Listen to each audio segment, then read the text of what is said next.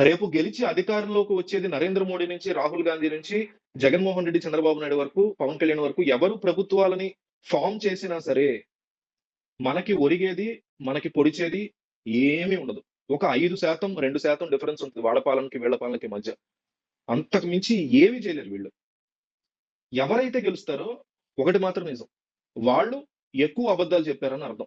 అట్లాగని ఓడిపోయినోడు తక్కువ అబద్ధాలు చెప్పాడంటే కాదు. ఆడేం పతివ్రత కాదు. వీడికంటే వీడు ఇంకొంచెం తక్కువ అబద్ధాలు చెప్పాడని అర్థం అంతే. గెలిచిన వాళ్ళు అభివృద్ధి చేయాల్సిన పబ్లిక్ ట్రాన్స్‌పోర్ట్‌ని అభివృద్ధి చేయరు. గవర్నమెంట్ హాస్పిటల్స్‌కెళ్ళం. ఈ రోజుకి మనం ప్రైవేట్ హాస్పిటల్స్‌కెళ్తాం. గవర్నమెంట్ స్కూల్స్‌లో మన పిల్లల్ని చదివించేటువంటి పరిస్థితులు దేశవ్యాప్తంగా, రాష్ట్ర వ్యాప్తంగా ఎక్కడ కనిపించవు. వీళ్ళు కేవలం ఇట్లాంటివి 100 ఉన్నాయి. ఇప్పుడు ఎవడో వచ్చి గవర్నమెంట్ స్కూల్ గురించి మాట్లాడొద్దు. ఇట్లాంటి 100 సమస్యలుంటాయి. వాటిల్లో ఒకటో, అరో సాల్వ్ చేసి రేపొద్దున మళ్ళీ ఇదే బ్యాచ్ ముష్టెత్తుకుంటారు. మాకు ఓట్లేయండి మేము చేశాం గదా! అని. కానీ కాదు. చాలా తేలికగా వేరే కంట్రీస్ త్వరగా సాల్వ్ చేస్తున్నటువంటి సమస్యలని 5 సంవత్సరాల్లో వాటిలో కేవలం ఒకటో, రెండో సాల్వ్ చేసి మళ్ళీ ఓట్లేయండి మాకని ముష్టెత్తుకునే బ్యాచ్ ఇదంతా గూడా.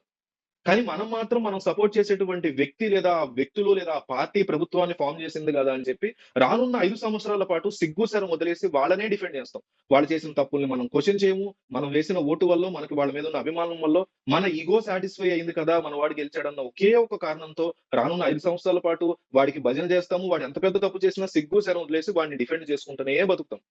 ఒక లీడర్ మీద ఎంత పిచ్చి ఉన్నా అతన్ని గాని, ఆమెని గాని సపోర్ట్ చేసుకుంటూ, డిఫెండ్ చేసుకుంటూ, వాళ్ళు చేసిన ప్రతి తప్పులకి కారణాలు చెప్పుకుంటూ, లేతే అవతల వాళ్ళు కూడా చేశారు కదా! అని సమాధానాలు చెప్పుకుంటూ బతికే బతుకు అసలు బతుకు కాదు. అది ఇగో సాటిస్ఫాక్షన్ కోసం బతికేటువంటి ఒక హీనమైన జీవితం.